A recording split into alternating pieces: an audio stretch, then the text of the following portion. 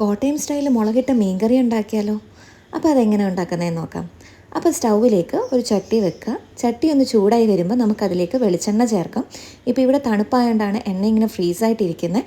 അപ്പോൾ കറിക്ക് ആവശ്യമുള്ള വെളിച്ചെണ്ണ ചൂടാക്കി എടുക്കുക. അതിന് ശേഷം അതിലേക്ക് ചേർക്കേണ്ടതാണ് ഉലുവ. അതൊന്ന് പൊട്ടിച്ചെടുക്കുക. അപ്പോൾ ഉലുവയൊക്കെ ഒന്ന് പൊട്ടി വരുമ്പോഴത്തേന് നമുക്കതിലേക്ക് നെക്സ്റ്റ് ഇൻഗ്രീഡിയൻ്റായിട്ട് ചേർക്കേണ്ടത് ഇഞ്ചിയും വെളുത്തുള്ളിയും പച്ചമുളകും പേസ്റ്റായിട്ട് അരച്ചതാണ്. ഞാനിത് മിക്സിയിലിട്ട് നല്ല പേസ്റ്റ് പോലെ അരച്ചെടുത്തിട്ട് അത് ജസ്റ്റ് ഒന്ന് നമുക്ക് മൂപ്പിച്ചെടുത്താൽ മതി.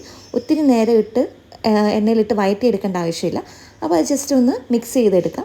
അതിന് ശേഷം നമുക്കതിലേക്ക് കുറച്ച് കറിവേപ്പിലയും കൂടെ ചേർത്തിട്ട് അത് നന്നായിട്ടൊന്ന് ഇളക്കിയെടുക്കാം.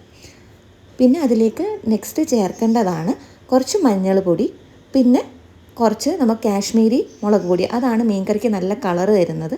അപ്പോൾ അതും കൂടി ഇട്ടിട്ട് നമുക്ക് നല്ല പോലെ ഒന്ന് ഇളക്കിയെടുക്കാം. അതിന് ശേഷം ഞാൻ കുറച്ച് കുടംപുളി എടുത്ത് വെള്ളത്തിൽ സോക്ക് ചെയ്യാൻ വേണ്ടി വെച്ചിട്ടുണ്ടായിരുന്നു.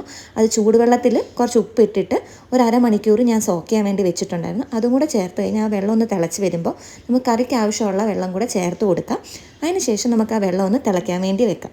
ഇതൊന്ന് തിളച്ച് വരുമ്പോഴത്തേന് അതിലേക്ക് ആവശ്യത്തിനുള്ള ഉപ്പ് ചേർത്തിട്ട് നന്നായിട്ടൊന്ന് ഇളക്കി കൊടുക്കുക. എന്നിട്ട് ഈ വെള്ളം ഒന്ന് തിളച്ച് വരുമ്പോഴത്തേന് നമുക്ക് നമ്മുടെ മീനും കൂടെ അതിലേക്ക് ചേർത്ത് കൊടുക്കാം. ഇപ്പം മീൻ മൊത്തം ഇതിലേക്ക് ഞാൻ ചേർത്തിട്ടുണ്ട്. പിന്നെ ഇതൊന്ന് മുങ്ങിക്കിടക്കാൻ വേണ്ടി ഞാൻ അതൊന്ന് മിക്സ് ചെയ്ത് കൊടുക്കുന്നുണ്ട്. പിന്നെ അതൊരു ലിഡ് വെച്ച് അടച്ചു വെക്കുകയാണ്. ഇതൊരു 14 to 20 മിനിറ്റ്സ് വെച്ചാൽ മതി. അപ്പോഴേ നമ്മുടെ മീൻ റെഡിയാവും. അപ്പോൾ ഇത് നെക്സ്റ്റ് ഡേ എടുക്കാനായിരിക്കും കേട്ടോ നല്ലത്. അപ്പോൾ എല്ലാവരും ഒന്ന് ട്രൈ ചെയ്ത് നോക്കുക.